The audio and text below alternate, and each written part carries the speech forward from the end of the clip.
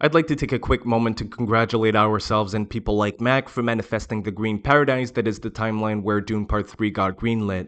I won't complain about them chickening out on just calling it Messiah because the fact that the movie got made is already strange enough, so sure, call it Dune Cube for all I care. The label is not going to stop me from dedicating most of my mental capital to cultivate a personal wish list summing up what I think are some pretty reasonable expectations for what could be my personal movie of all time. The prettiest, most well-directed, audience-respecting, expensive, viscerally thought-provoking, space operatic tragedy. A fun time, in theory, in concept. Denis has been helping in slowly bringing a level of prestige to science fiction on a scale never seen before, and this just might be the final boss. Due to there not being any Dune Cube footage, all I've got is a sci-fi filmic catalog, including Dune Part 1 and 2 to better show what I want. I may not bother with names and posters, so have fun guessing what's from what. Assuming that Dune Part 3, I'm calling Messiah. Assuming that Dune Messiah's main goal is to settle the Dune Part 2 had a happy and triumphant ending narrative for good, it could be a strong contender for the most anti-war space opera ever made, despite being made in Hollywood, meaning inevitably making a spectacle out of the galaxy-wide trail of death and destruction left by the new emperor. It's not a spoiler. His apprehensions about going north were justified, but for both the non-readers and the illiterate, I won't get into the details. The beauty and the horror deserves to be kept a surprise. How much more biblical can Dune get? What bar will the throat goat open the film with? Will Timmy be bold or not? I've got so many questions. Denis is working with material that could have him direct the thing for which he'll be remembered by for generations to come, hopefully without overshadowing the goldmine that is his pre-sci-fi output. Praying that he gives the novel's psychological conspiratorial essence the same treatment he gave the first book's second half, bringing Anya to give her best performance as an overqualified witch tortured by her inherited universal knowledge, or Jason's character displaying the same emotional duality as my favorite character out of Villeneuve's Rouster just for how she was performed by Sylvia Hoeks. I've been sensing that sci-fi not being respected as a genre both by the masses and by its participants prevents its actors from not only being given challenging enough material, but also to care to take the sort of vulnerable and authentic acting choices you'd see in non-genre films. Grief, anger, and other intense emotions are all performed the same by actors you know for a fact can do better but simply don't care. Denis is actively looking for that humanly grotesque performance, whether it's a crime thriller or a sci-fi neo-noir. That's how you get stuff like this.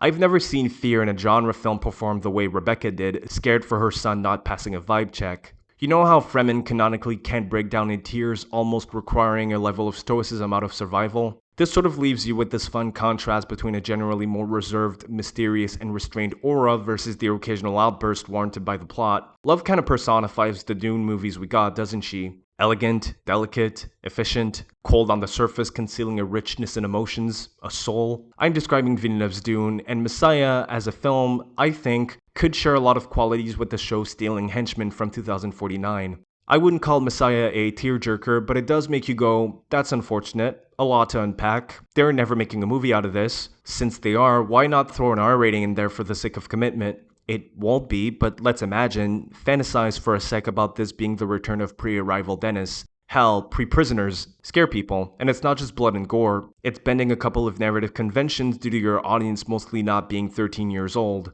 at least mentally. It's being allowed the honesty to dive deep into some discomforting themes and subjects, taboos like, I don't know, genocide. It's refraining from sensationalizing the violence for it to actually hit close to home. Watch Incendie. Can a space opera do that? I'd like to think so. The text is literally right here being adapted by the scene's author. An R rating is actually getting to talk about what you claim your movie is about. I dare a space opera to unsanitize the horror. War crimes on a galactic scale. Tell me about it. It's more than the horrible stuff implied by Herbert's epilogue. It's also the draconian measures taken under Paul's regime. The unforgiving workspace of the Harkonnen could be comparable to what it's like to be the sole imperial target of multiple factions. Dune earned the aesthetic appeal to trick people into watching a slower, melodramatically paced blockbuster with some credit given to editor Joe Walker's witchcraft. His work alone could make Messiah the most nerve-wracking Dune entry despite likely being the least action-heavy one if true to the source. I said trick because getting people to watch a space opera that isn't Star Wars is near impossible, so witchcraft really is all we have. No music, just good editing and Charlotte Rampling's commending aura making a thrill out of any exchange, like if the Star Wars prequels were better acted and directed. Could be a way to rechannel the eerie and mysterious atmosphere that has people leaning more on part 1 over the second.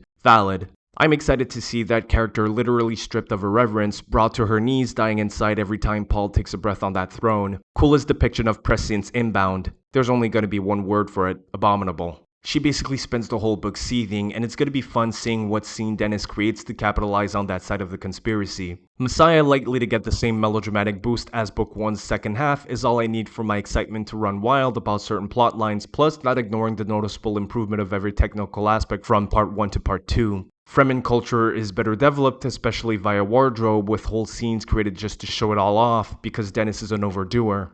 Even with their face covered, you can discern the Fremen thanks to garment. All the sets are tripled in size and detail. Then maximize all that with IMAX cameras brightening and sharpening the image, automatically bringing that universe closer to 2049. I didn't like the Jamis fight, the only place where Dennis lost me. I can admit that. I don't like how it's shot, I don't like how it's staged, I don't like the choreography, weightless to me. I think someone heard me because Part 2's final duel feels like a direct response to my mental notes. Stationary wide shots, long takes, the choreography is actually exhausting to look at because you can actually see the training that went into every move, every counter. In addition to being given that Vegas 2049 filter for razzle dazzle, so yeah, maybe life's worth living. Going from this to what's probably my favorite duel in all of film felt like the most pleasant hammer to the face, so what could possibly get in the way of Part 3 being Villeneuve's best looking film? I've been staring at that Wuthering Heights trailer all week because 1. Charlie XCX is a witch, and secondly, it's shot by Linus Sandgren, Damien Chazelle's DP, Sunset's best friend, and I hope he brings it to the party, now responsible for whatever we'll get for Messiah, so I'll take the crumbs where I can get them. The landscapes, the scenery, the sets, the opulence, the rich interiors, the warmth. It's all here, and I know Messiah is guaranteed to look better due to Dennis's tendency of bringing out the best out of his cinematographers, earning them Oscars like it's a job, so looking at these leaves me without much complaint. I'm told this book is getting butchered. My condolences to the dear readers watching all these resources be put into massacring what appears to be a beloved piece of literature. I know your pain. I can already tell by that one shot of that 15-year-old Emmy winner that Linus is gonna bring those fleshy color variations we saw in Dennis's Deacon's collaborations back into his palette. The colored shading reddening the skin. I miss the taste of it. Applying all that texture to Dennis's compositional instinct, his direction could be love at first sight, and I can't wait to meet it. Grainy Villeneuve could save me for all of eternity. The longer I stare at these shots, the more the sadness and confusion I once felt about Greg Fraser's departure leaves my body, leaving only room for curious excitement for whatever Linus and Dennis are cooking together. If Roger plus Dennis equals this and Craig plus Dennis equals this, then what will be the outcome of this equation? How different yet similar? It might not mean all that much to you, but seeing still suits, ornithopters, and all that Arakeen grandeur under another lens just as competent is another reason to get out of bed. Scenes of Paul roaming the depths of Ericus's inner life could bring Dennis to once again call onto that metropolitan neo-noir concentrate. Right into my veins it shall go if he so chooses to bring that back. We might not get that elegant procedural Deacon's camera, but who says Linus won't give us something just as effective? Creating something novel and superior by Villeneuvian standards might be up to the vision for post-Paul Arakeen, and to make that a possibility, I propose merging Dune's strengths to those of what I still consider to be Dennis's best shot and designed sci-fi yet. Gosh, what is it about this movie? Is it the Vegas sequence? Is it the seawall? Is it the physical documents and analog tech enriching the image? Is it the fact that nighttime 2049 LA looks more detailed than Arrakis in broad daylight? Maybe. Not that the lighter doesn't look great, and I'm loving Seed Mead's Vegas' pyramidal architecture bleeding onto Arrakis, but personally, there's a material, textural density you can only find deep into the dystopia, and Dennis just channeled that a little too well through thick layers of rain and shadow. I feel like Dennis paid for the scale of Dune with some of the detailing we saw in 2049, but if both are combined to create something equally large and intricate,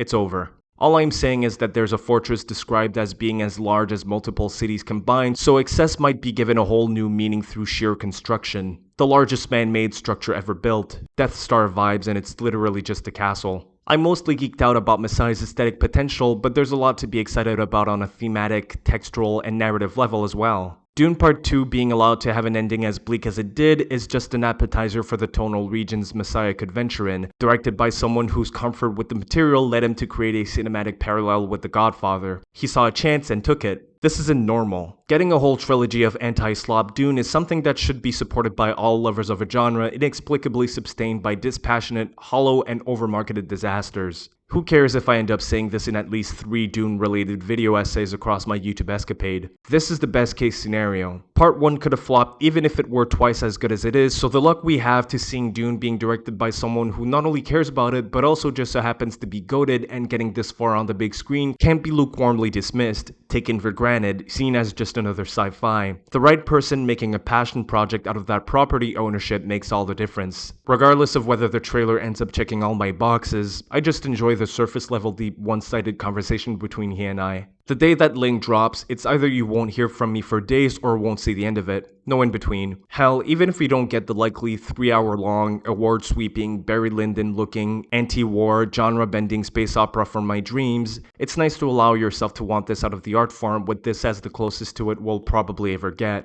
Can't wait to let it consume my soul. Things to think about.